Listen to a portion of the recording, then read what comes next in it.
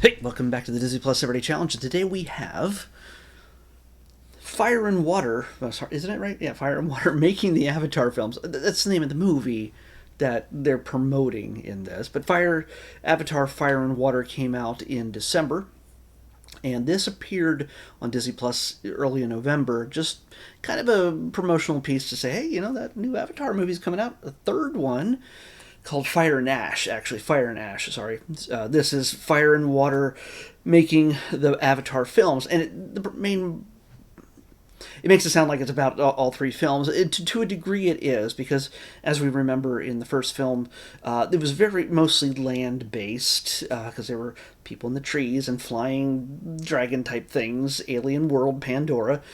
But the second one is where everything kind of took a humongous leap, and actually 2 and 3, The Way of Water and Fire and Ash, were all filmed together for the most part. But this, because the movie had not been out yet, the third one, a lot of the huge chunk of the footage in this is The Way of Water, because that movie had already been released.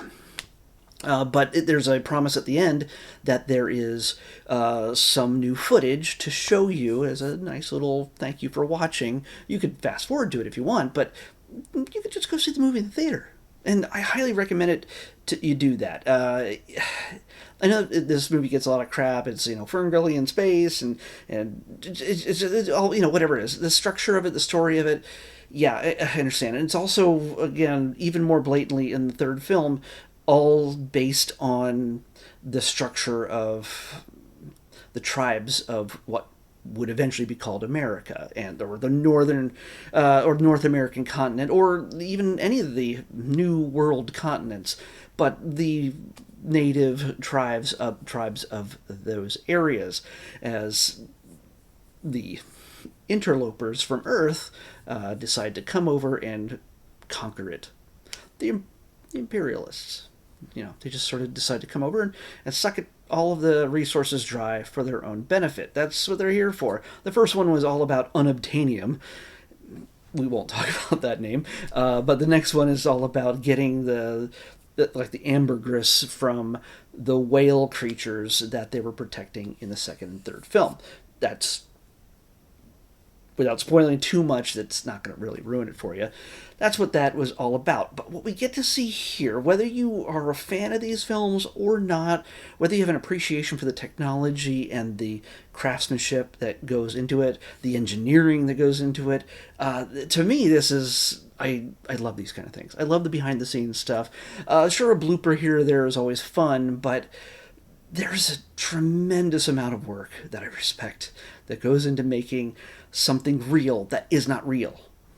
And a lot of people just consider it, it's just a CGI movie that they just animate the characters, and somebody steps into a booth and Sigourney Weaver goes, hey, I'm a blue person, I'm a cat person who lives in the water. Like, it's not that. They show so much side by side footage.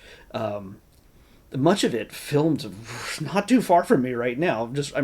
I keep getting reminded of the fact that a lot of it was shot in the Manhattan Beach studios in Manhattan Beach, strangely enough. A place, by the way, that also was the first location for Marvel Studios, and so many other things. Ally McBeal was shot there. Robert Downey Jr. was working there way back then, and he was also working there for Iron Man. They shot Thor, Iron Man, some shots, I believe, from Captain America interiors, stuff like that. That maybe, unless they did them all at Pinewood in the UK, I'm not really sure, but at least I know the first Thor and the first 2 Iron Men were shot there, and I know that because I had my picture taken next to Jon Favreau and Kenneth Branagh's parking spots with their names on them. Yeah. So anyway, back to Avatar. James Cameron probably had a parking spot with his name on it, where they just built a giant tank inside of one of those buildings, and then made it even deeper by digging even more into the floor. So there's a above ground and a below ground water sequence. What we find out later in this 2-part docuseries, by the way, the first one's 49 minutes long and the other one is about 33 minutes long. we find out that they moved much of their production over to New Zealand for the second film. I mean, honestly, while they were sort of doing testing and building and figuring out how to work with water, and that again, that is the majority of this film, of this documentary series. As they were building out and testing things and changing, just changing their expectations, they were more than likely building things up in New Zealand for the second film, or the third film, I should say, Fire and Ash. But so much of the discovery, so much of the engineering, so much of the crafting of what would become Pandora was built out here in California. And for me, it's a thrill just to know I want to go swimming in that giant volume. By the way, another aside, it's also the place where they filmed The Mandalorian and so many others, Ahsoka, and so many other Disney Plus channel, Disney Plus streaming Star Wars series. Because the first volume that they filmed so much of The Mandalorian in, is right there. And they use it for, I think, Obi-Wan, although maybe they use a lot of it. Some of the obvious stuff, was all filmed there. Boba Fett was filmed there. Ahsoka, Mandalorian, all that stuff. So it's to me, the Manhattan Beach Studio is kind of rife. Is kind of the core of so much innovative filmmaking in this thing. So, hey guys, I've been inside the studio a few times on the grounds for other reasons, but I've never been inside the buildings necessarily. I've gotten to peek in, but nothing too secretive. Anyway, what we get here is lots of testimonial talk from the actors about their experiences. Definitely James Cameron's all over this, but you also get everything from the stunt performers to the engineers, the producers, the creators, the people who had to build these things and work around the idea of water. Water is at the core of these second and third films of Avatar, taking it, as we know, many years after the first film, and basically upping the game because they put everything in a world of water, the way of water. They had to figure out how to film that. Could they film it where the people are just, laying down on objects on the floor and just rolling them across the floor looking like they're swimming? Or did they put them on wires or gimbals and make them float around and do things?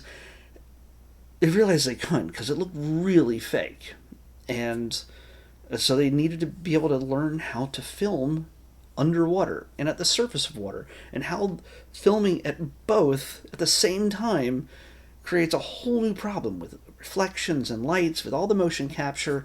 It's pretty complicated. It's much more complicated than I ever imagined it would be. Most of the time you just figure it's people with dots and little balls attached to different joints, so you knew where their arms and hands and legs and body was moving for the computers to capture and then render a tall blue creature over top of these normal sized people. It is just you figure it's just that simple. Where you figure it's just a digital character, like, I don't know, from Pixar or something, and they just again walk into a booth and just say the lines and walk out each day. No, the people who they motion captured really did learn to swim in these waters, including some people who were not necessarily taken to water, like Zoe Saldana. She was not as, say, skilled as some of the other ones.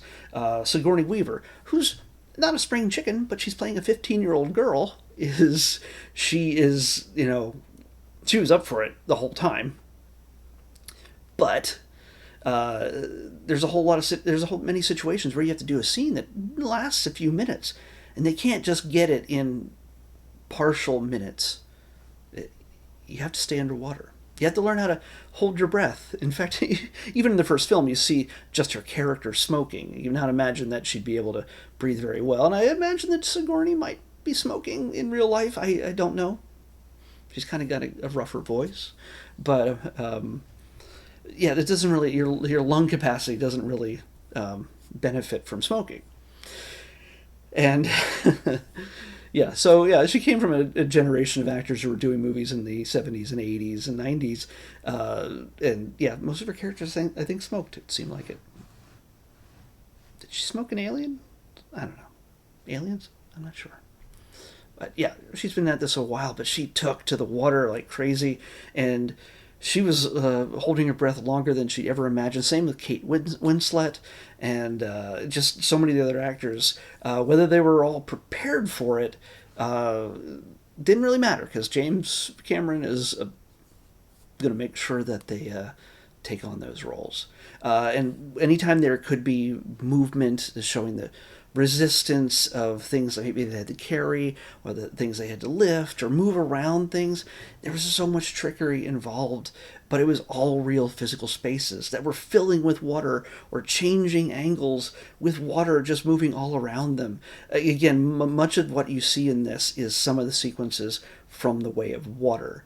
And again, to me, it gave me so much more appreciation for everything that they went through just to do this. And that's not just like, oh, they're such great people. No, it was work, and they could have shorthanded this. They could have just said, okay, this actor is going to say these lines and we'll just animate it however we want. But what you get also with any of these performances, there's literally dots in their faces. There's a camera right here mounted to their head. There's cameras looking at them from all angles. And so when you see somebody making a face, snarling or smiling or looking sad, it's the actual actor's performance.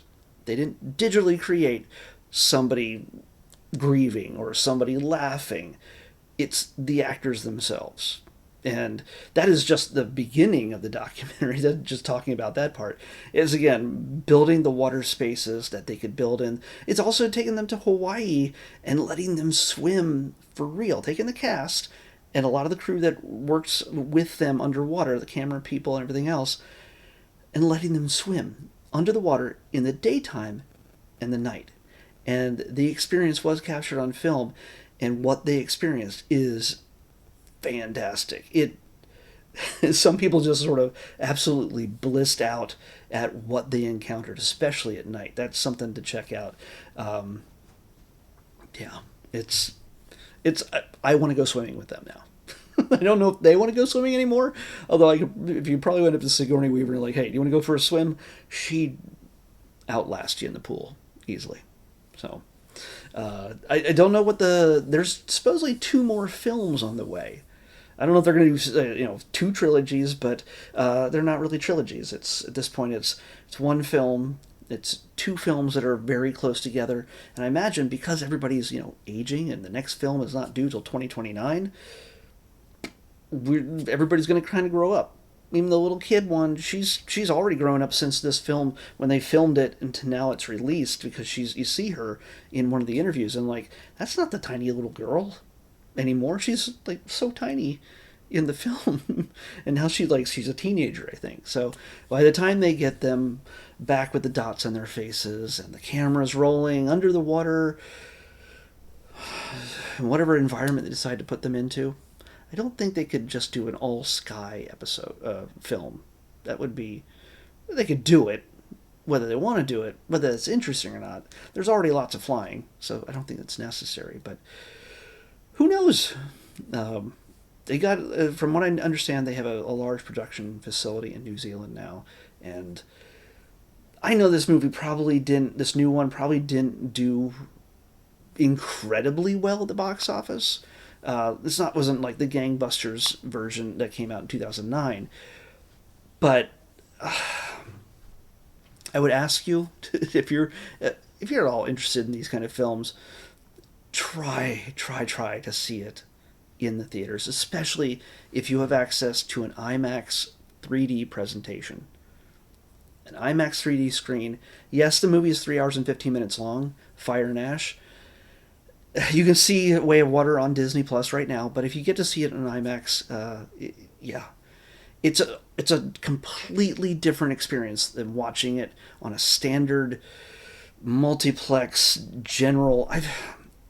Back in my hometown area, it's a small town area. There's not a ton of theaters. I live in LA, where there's more theaters than churches at this point. probably. More screens in churches, I should say. Uh, I've seen movies back in my hometown. There's only one screen that is up to the sound and the picture capability that I know of, that I love. That's where I first saw Star Wars, and it's been upgraded ever since with some astounding sound and picture.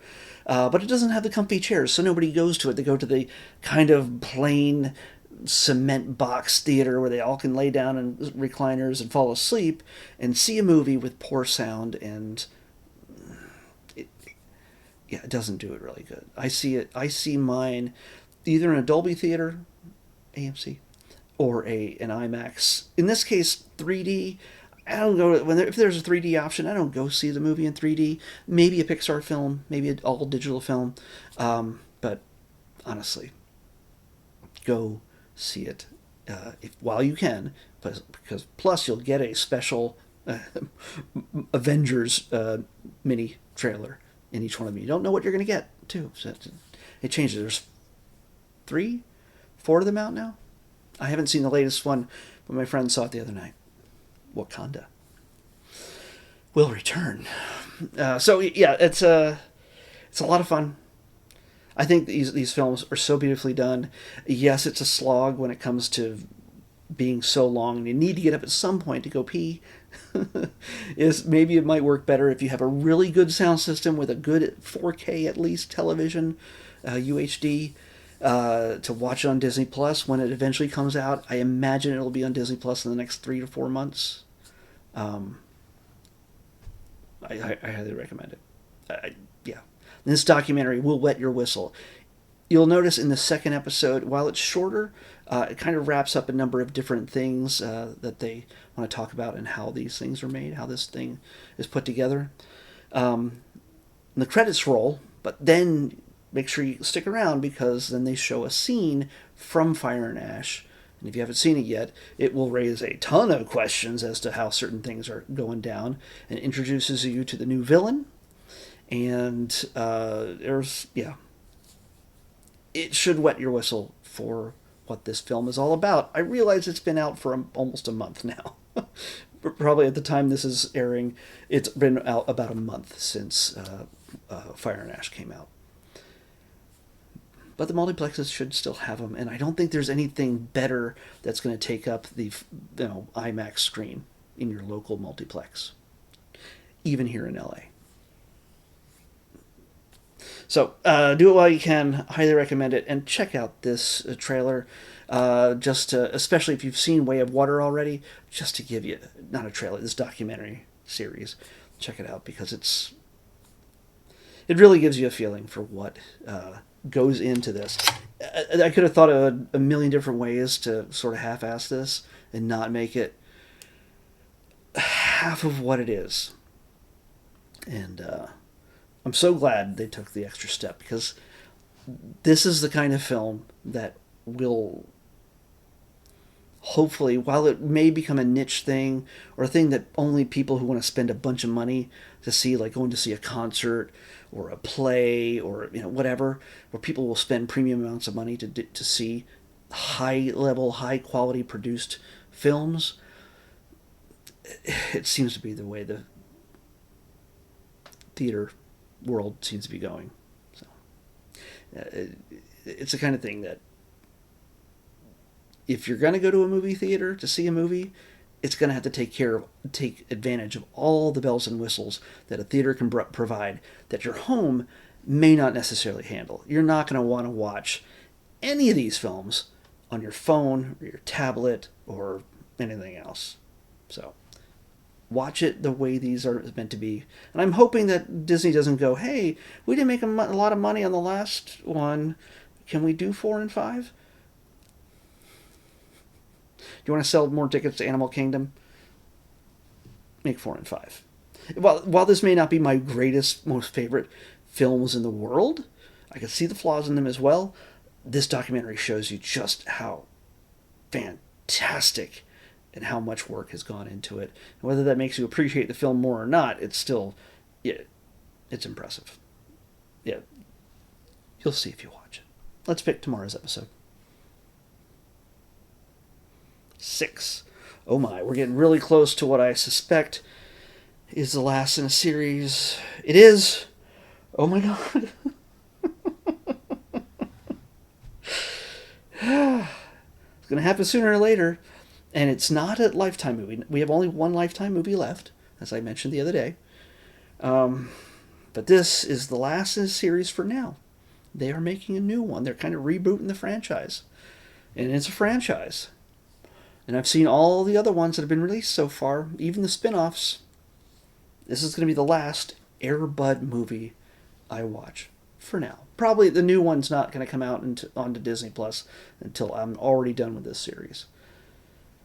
So this is our last one. He takes up volleyball. It's Air Bud Spikes Back.